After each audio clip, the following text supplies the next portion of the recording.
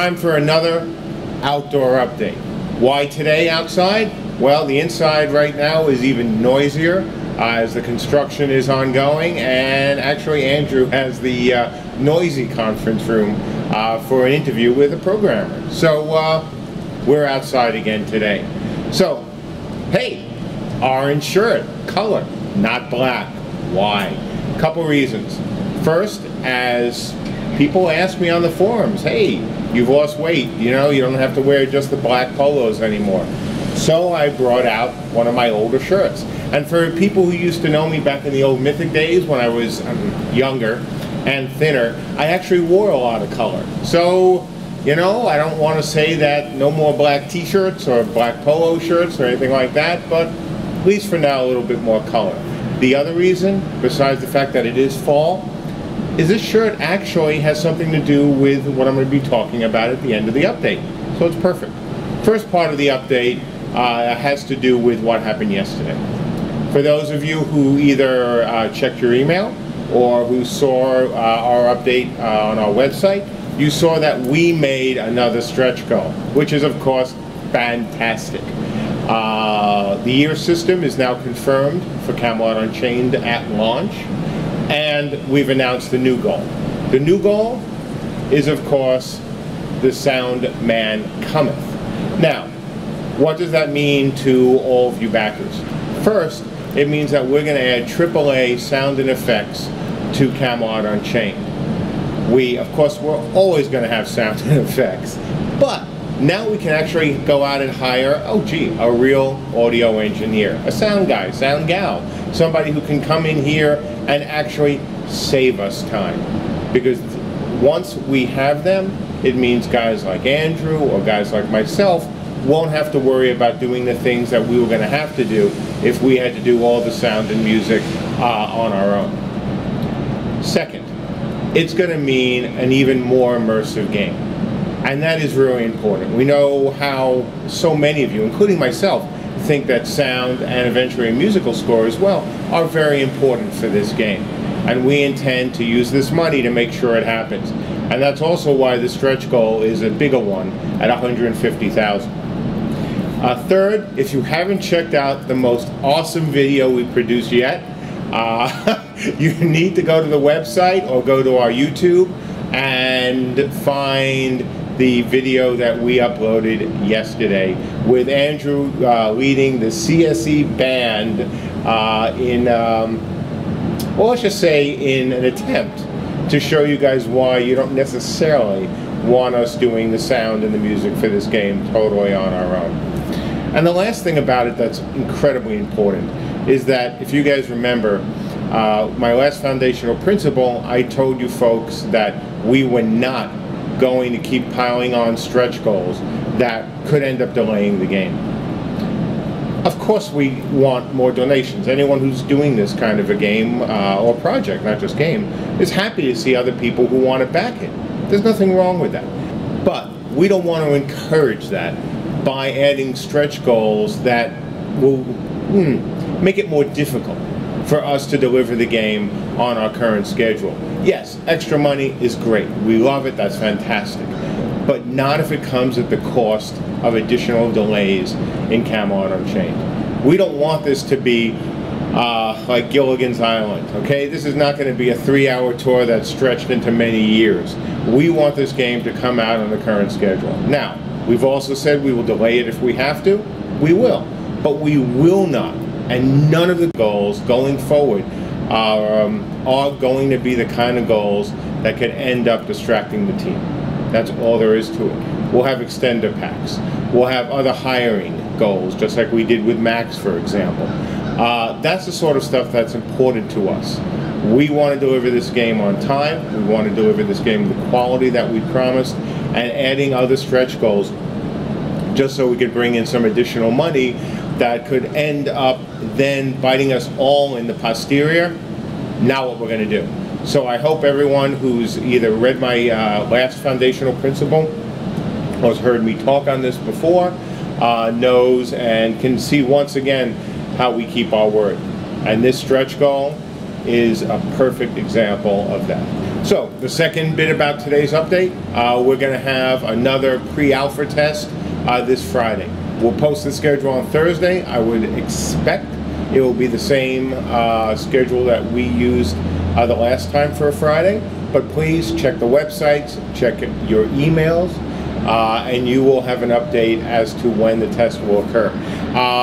This isn't a big update in the sense of we've added a lot of new things, but we have made a whole bunch of tweaks. We've made some adjustments based on what feedback we got the last time, and so it would be good to have another PAT. So it will happen this Friday.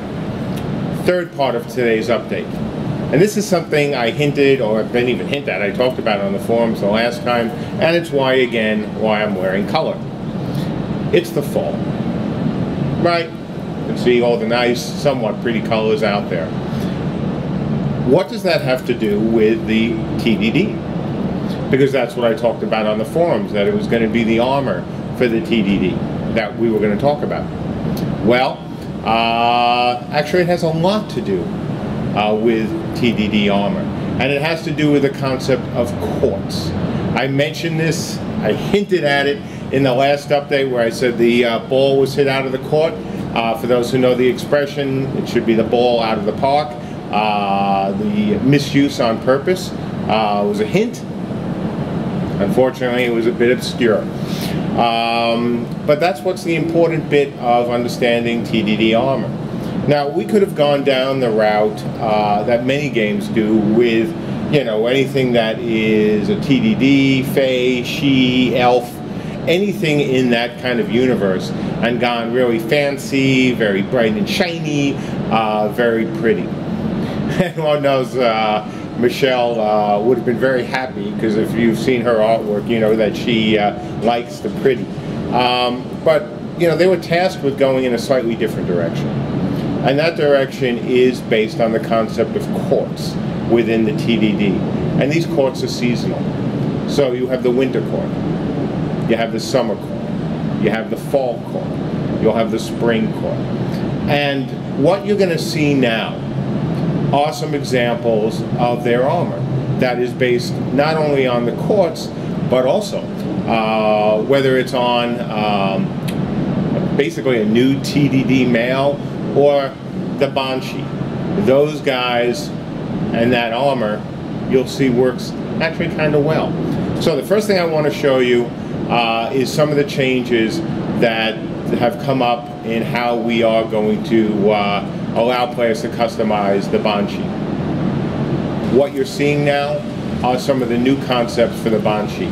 You'll see that they have traumatic injuries, but that are toned down a little bit in terms of how they're represented visually. So they might have a slit along the neck. Their chest may be open a bit. They'll have other wounds that, frankly, are customizable by you, the players, to demonstrate to the world how they died and overcame that death. So those are the basic concepts or new concepts for the Banshees. Now we'll move on a little bit to the armor.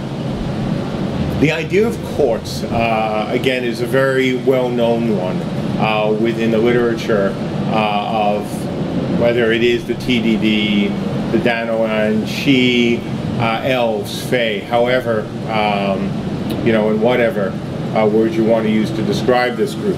This is not a new concept, but we thought it's a really important one for this game.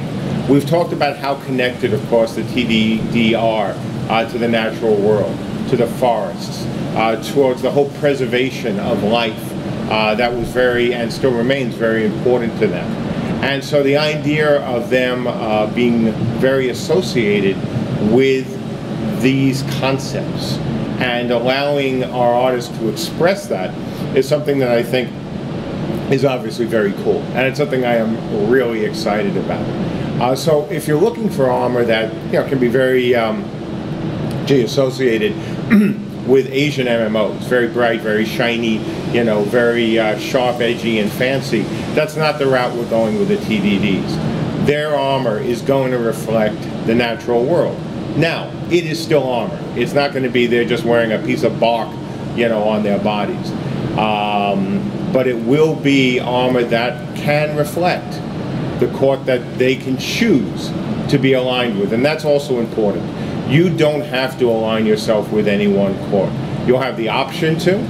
It's another customization of your character, and you'll be wearing the armor that is associated with that court.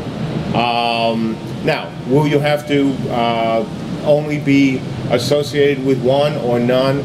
Will we allow you to wear other armor as well?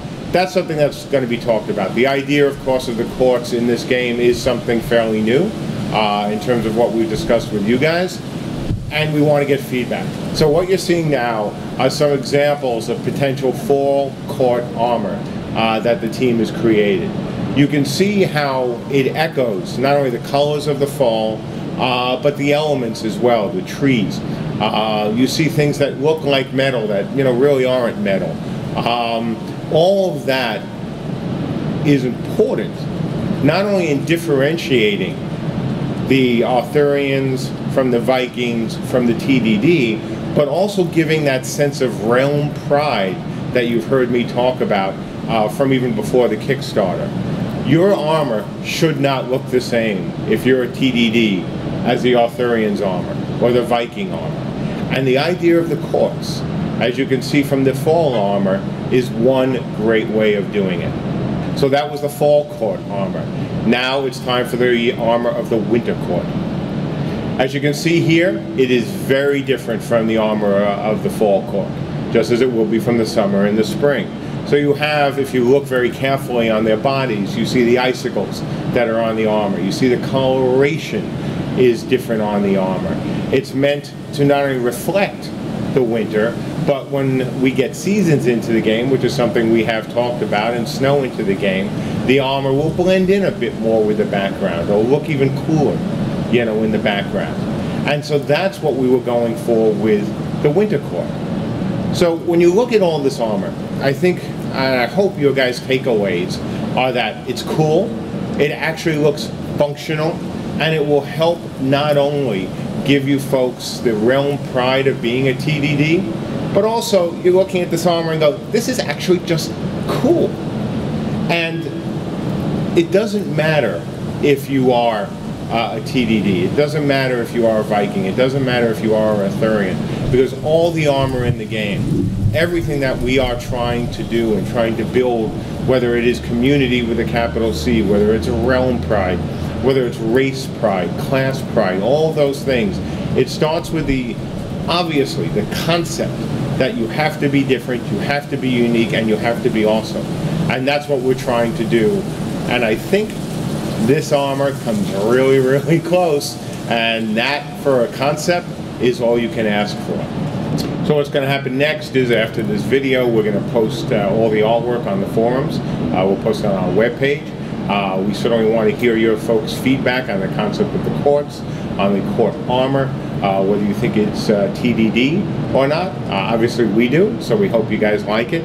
Obviously we will continue to iterate on it. These aren't final. These are just very early concepts done by Michelle and Sandra. We are, again, very excited about them. I think they hit a home run with it, and I think our TDD and their armor is just going to look really cool. But as always, let us know on the forums what you think. Come on in and talk to us about it. So, last thing for the update. If you're watching this essentially live on our Twitch, I am sticking around after for a Q&A. So, you have any questions about the game, about what you just saw today, what you heard today, please, stop on by, and I'll be hanging out half hour, 45 minutes, maybe longer, depending on how things go. Oh boy, I think that's it for today. It's been a great week already, and it's only Wednesday. Again, as always, we thank you for your support. We thank you especially for helping us reach the last stretch goal. One other quick note, for those of you who are on the forums, you know that what I've said is we were not ready to open additional tiers yet. We had other things to focus on, quite frankly, the game itself. And as I said there, look, we didn't feel right about, at the same time, announcing a delay putting up more Founders tiers. That's just wrong. Or putting back the old Founders tiers and putting up new Builders tiers. That felt wrong. But now that we've made it through our first PAT and everything continues to go really, really well, I've given the okay. And so over the next few weeks, we're going to be adding some additional Builders tiers and reopening some of the Founders tiers that were unsold on Kickstarter. I hesitated for a second because all the Founders tiers are closed on Kickstarter because Kickstarter's closed. The tiers that were not sold out on Kickstarter, some of those Founders tiers will be put back up for people to get, because well, we told our founders that during the Kickstarter that they would be able to get those tiers and they could use the Founders points essentially as layaway to buy them. So those tiers will be put back. Again, no tier that was closed on the Kickstarter. So the house tiers and other tiers that were sold out, those are remaining sold out. We are not going to reopen them, period. We said that once those were gone, those were gone. So I think that pretty much wraps it up, folks. Again, thank you on behalf of everyone at CSE. We are incredibly grateful and we'll always be grateful for the support of you folks, whether it is through your donations, through your time, people who have helped us, as well as just being on the forums and chatting. So enjoy the rest of your Wednesday, and we'll be talking to you soon.